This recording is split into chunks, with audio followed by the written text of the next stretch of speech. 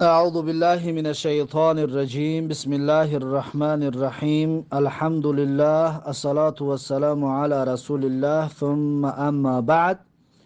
خب امام نووی رحمه الله در کتاب ریاض الصالحینش میگوید که باب استحباب طیب الكلام و طلاقة الوجه عند اللقاء، یعنی که باب در مسئله مستحب بودن طیب الکلام، یعنی خوش سخنی، خوش زبانی، یعنی سخنان خوب گفتن، که انسان باید خوش سخن باشد، خوش زبان باشد. و طلاقة الوجه، و باید انسان با روی کشاده در وقت این در لقای، در وقت واخوری با دیگرها باشد. یعنی وقت یک کس را میبینی اگر هرچند نسترینیت هم نباشد، اگر هرچند حالت هم خوب نباشد، وقتی یک کس را میبینی یعنی که بروی کشاده قبولش کن، بروی بگیم طلاقت الوجه باشد، یعنی به خوش رویی یا به روی کشاده باید قبول کرده شود یک برادر مسلمان. فهمو؟ خب باب در ان همین مسئله هست. اکنون امام نووی رحمه الله در زیر این باب 2 آیت و 3 حدیث می آورد. می خوانیم که چی می گوید. میگد قال الله تعالی، گفت الله سبحانه و تعالی واخفض جناحك للمؤمنین، یعنی پایان بیار بالت را، یعنی بال تواضع و بال مهربانی را برای مؤمن ها. یعنی وقتی مؤمن را میبیند انسان باید بال تواضعش را پایان بیاره، متواضع باشد در روبروی یک مسلمان. اصلا این امر برای محمد رسول الله پیغمبر صلی الله علیه و سلم است، اما همه مؤمن ها را در بر میگیرند. همه مؤمن ها وقتی یک مؤمن دیگر را میبینند باید ان همین طور با تواضع و با پایین آوردن بال مهر و محبتش روبرو شود. خب این یکم آیت. آیت دیوم میگه و قال تعالی، گفت الله سبحانه و تعالی ولو كنت فظا غلیظ القلب لانفضوا من حولك ولو كنت، و اگر باشی تو ای محمد رسول الله صلی الله علیه و سلم فظا یعنی که بد اخلاق، فظ بد اخلاق یا که درشتگوی، سختگوی یعنی سخت زبان باشی، غلیظ القلبی همچنین سنگ دل باشی، لانفضوا من حولک، پس مردم پراکنده میشوند، دور میشوند از اطراف تو ای رسول الله صلی الله علیه و سلم. یعنی الله سبحانه و تعالی رسول الله صلی الله علیه و سلم میگه که این صفات ها را از خودت دور بکن. همچنین تمام مسلمان ها را، یعنی تمام مسلمان ها باید فظ نباشند، یعنی که بد اخلاق نباشند، درشتگوی نباشند، غلیظ القلب هم باید نباشند، یعنی سنگ دل نباشند. چرا؟ اگر که این دو صفت در مسلمان باشد، باقی مانده مسلمان ها لنفضوا، یعنی که از این دور میشوند، پراکنده میشوند، نزد مسلمان نمی آید. باید مسلمان در اطرافش دیگر مسلمان ها را تواند که جمع بکند. خب این 2 آیت در مسئله باید ما خوش زبان و با روی کشاده با مسلمان ها رفتار کنیم و روبرو شویم. اکنون میگذاریم در قسم حدیث ها. در حدیث ها چی میگوید؟ میگوید حدیث 692 عن عدی بن حاتم رضی الله عنه قال، از عدی بن حاتم رضی الله عنه روایت است که گفت قال رسول الله صلی الله علیه و سلم، میگه گفت رسول الله صلی الله علیه و سلم اتقوا النار ولو بشق تمرة. پیغمبر صلی الله علیه و سلم گفت اتقوا النار، یعنی که دور کنید شما خودتون رو از آتش دوزخ، ولو بشق تمرة، و اگر که به یک پاره، به نصف خرما هم باشد، به یک پاره خرما هم باشد، یعنی که یک پاره خرما اصلا خودش یک دونه خرما یک بگم چیزی ناچیز است، حتی همون را نصفش هم باشد، با همین باید انسان خودش را از آتش دوزخ دور بکند. فمن لم یجد، و هر کسی که نمیتواند حتی همین چیزی ناچیز را پیدا بکند، نیم دانه خرما را، فبکلمت طیبه، پس پیغمبر صلی الله علیه و سلم میگه که پس خودش را از آتش دوزخ دور بکند با کلمه طیبه، یعنی کلمه خوب، با سخن خوب، با خوش زبانی باید خودش را از آتش دوزخ دور بکند. یعنی مسلمان را که وقتی وام خوری سخن نیک بگوی، سخن نیک خودش چی است؟ صدقه است. خب حدیث متفق علیه است. بعد از این حدیث 693 و عن ابی هریره رضی الله عنه ان النبی صلی الله علیه و سلم قال، یعنی که از ابو هریره رضی الله عنه روایت است که پیغمبر صلی الله علیه و سلم گفتند والکلمة الطیبة صدقة، یعنی سخن خوب، سخن نیک صدقه است. یک انسان یک سخن نیک میگوید در نامه اعمالش صدقه نوشته می شود. همون شرحی بگیم که حدیثی پیشینه شده فمن لم یجد بکلمة طیبة، کلمه طیبه بگوید. چرا کلمه طیبه بگوید؟ یعنی سخن نیک بگوید. چرا سخن نیک بگوید؟ اکنون شرحش این هست والکلمة الطیبة صدقة، کلمه طیبه خودش صدقه است، سخن نیک خودش صدقه می شود. حدیث متفق علیه هست، میگه و هو بعض حدیث تقدم به طوله، و این حدیثی که والکلمة الطیبة صدقه، این بعض حدیث است، یعنی که یک قسمی حدیث است، یک پارچه حدیث است تقدم به طوله، اما خود حدیث کاملش در پیشتر خوندگیش بودیم و گذشتگی است، اما این حدیث پیش خونده بودیم.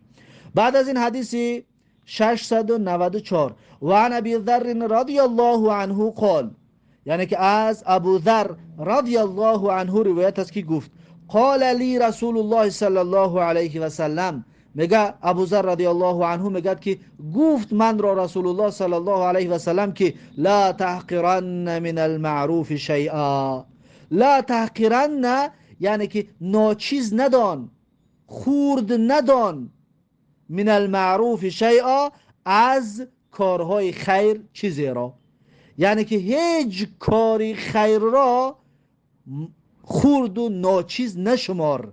ولو ان تلقا اخاک بوجه طلیق، و اگر هرچند که تو ملاقات کنی برادرت را بوجه طلیق، یعنی که با روی کشاده، یعنی که با روی خندان، با روی بگیم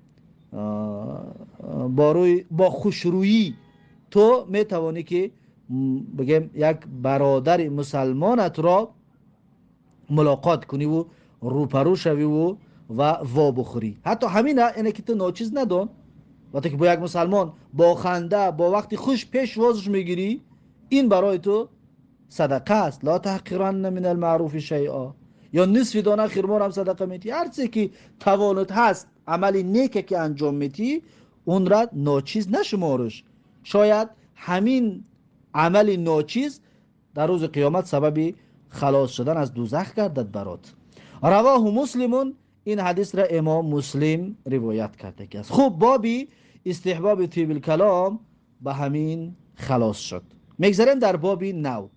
باب نو باب استحباب بیان الكلام و ایضاحه للمخاطب و تکریره لیفهم اذا لم یفهم الا بذلك. اکنون باب نو من درباره استحباب بیان الکلام است. یعنی چی؟ یعنی باب در مسئله مستحب بودن، یعنی خوب بودن بیان الکلام، یعنی سخن را واضح گفتن، سخن را بیان کردن. و ایضاحی، ایضاح یعنی واضح کردن، روشن کردن سخن، بیان کردن سخن. للمخاطبی، برای شنونده. شنونده در وقت سخن میگوییم یک کلمه را بگیم که شنونده خودش بفهمد که ما چی گفتیم. یعنی که کلمه های قین را آورده اون انسان را مخاطب قرار ندیم، سخنان کلمه های آسان بیاریم تا اینکه اون آدم گپی ما را بفهمد که ما چی گفته ایستادیم. و تکریره لیفهم اذا لم یفهم الا بذلك. و تکریره یعنی که تکرار کردن سخن، یعنی سخن را تکرار کن، لیفهم تا اینکه فهمیده شود، اذا لم یفهم وقتی که سخنت قابل فهم نباشد، وقتی سخنت فهمو نباشد، الا بذلك مگر به همین، یعنی اگر که احتیاج پیدا شد برای تکرار کردن سخن، پس سخن را تکرار کن تا اینکه مخاطبی تو، شنونده تو بفهمد تو چی گفته ایستادی. اگر که احتیاج باشد، اما احتیاج که نباشد دیگر حاجت بعد تکرار کردن نیست. فقط کلمه های آسان را میگویی تا اینکه مخاطب بفهمه چی گفتی. یا که تیز گپ میزنی، باز بگیم کلمه را به حضور میبری تا اینکه شنونده بفهمد که چی گفته ایستادی. گفتی بعضی برادرها که بعضی حرفا را نمیخری، یعنی که نیم کلا کلمه را نمیبری، برای کلمه را پره میبری. خب اکنون در زیر این ده حدیث میارد امام نووی رحمه الله. حدیث اولش حدیث 695 عن انس رضی الله عنه، یعنی از انس رضی الله عنه روایت است، ان النبی صلی الله علیه و سلم کان، هر آینه میگه پیغمبر صلی الله علیه و سلم بود، اذا تکلم بکلمه اعادها ثلاثا حتی تفهم عنه. میگه پیغمبر صلی الله علیه و سلم بود اذا تکلم بکلمه، وقتی سخن میگفت یگان کلمه را، وقتی که تلفظ میکرد کلمه را که سخن میگفت یگان کلمات را، اعادها ثلاثا، تکرار میکرد همون کلمه را 3 بار. همون کلمه را اعاده میکرد، تکرار میکرد ثلاثا 3 بار، حتی تفهم عنه، تا اینکه فهمیده شود از پیغمبر صلی الله علیه و سلم سخنش. به خاطر فهمیدن سخنش رسول الله صلی الله علیه و سلم یک کلمش 3 بار تکرارش میکرد. و اذا عطى على قوم، هرگاهی که پیغمبر صلی الله علیه و سلم می آمد نزد قومه، یا می رفت یا می آمد نزد قومه، فسلم علیهم، پس پیغمبر صلی الله علیه و سلم سلام میداد اون قوم را. سلم علیهم ثلاثا، سلام میداد پیغمبر صلی الله علیه و سلم اون قوم رو 3 بار. یعنی چی؟ یعنی اگر که یک بار سلام میداد پیغمبر صلی الله علیه و سلم، سلامش جواب نمیدادن، دفعه دوم سلام میداد.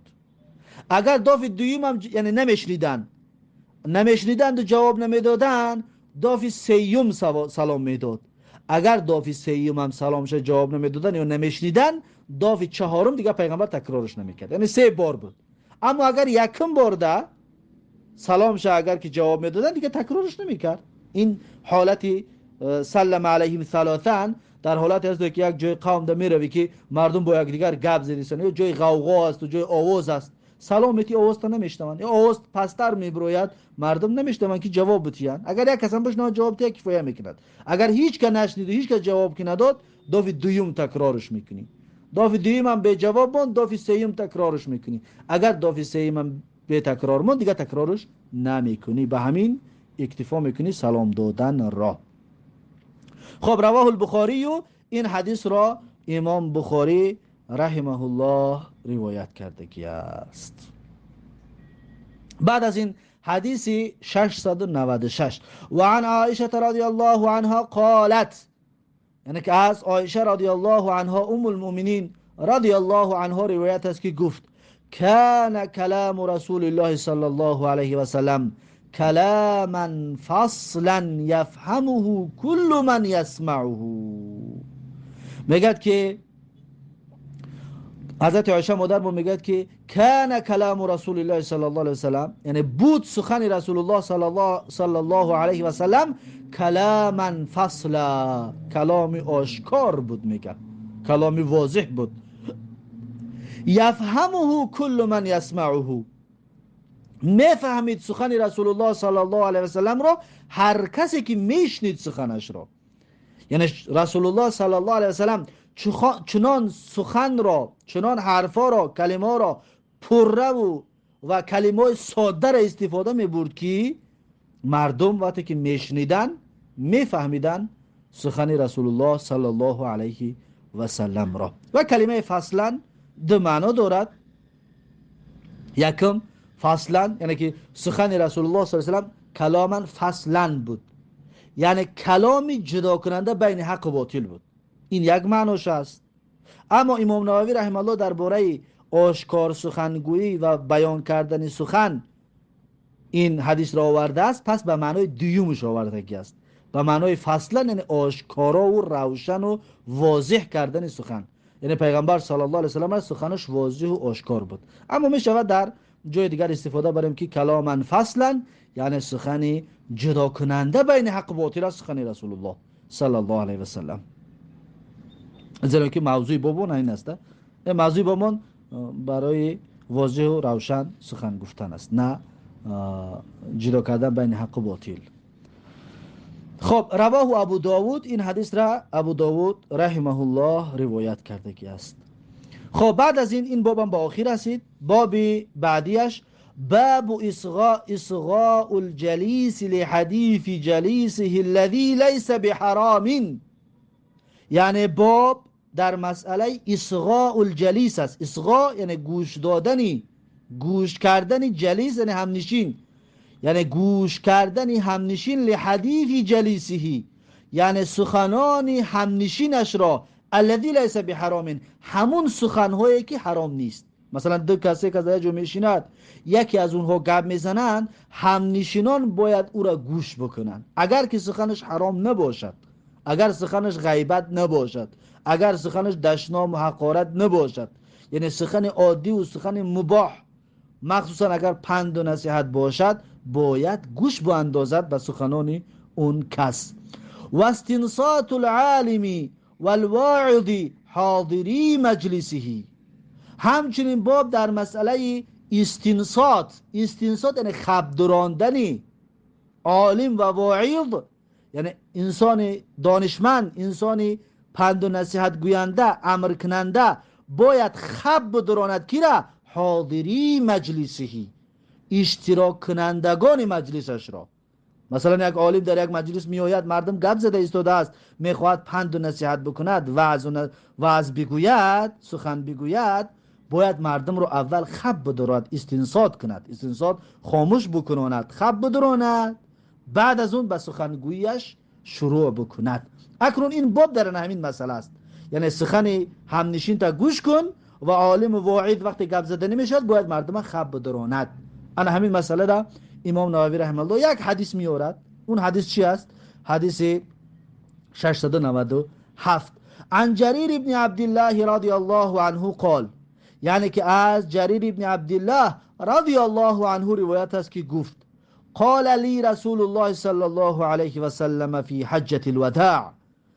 جریر ابن عبدالله میگوید که گفت من را رسول الله صلی الله علیه و سلم در حجة الوداع، در حجة الوداع میگه پیغمبر صلی الله علیه و سلم گفت که استنصت الناس، یعنی ساکت بکنان مردم را، خب بدران مردم را. مردم وقتی که هر کس با یکدیگر گپ میزدن، رسول الله حضرت جریر ابن عبدالله را امر کرد که تو مردم را خب بدران.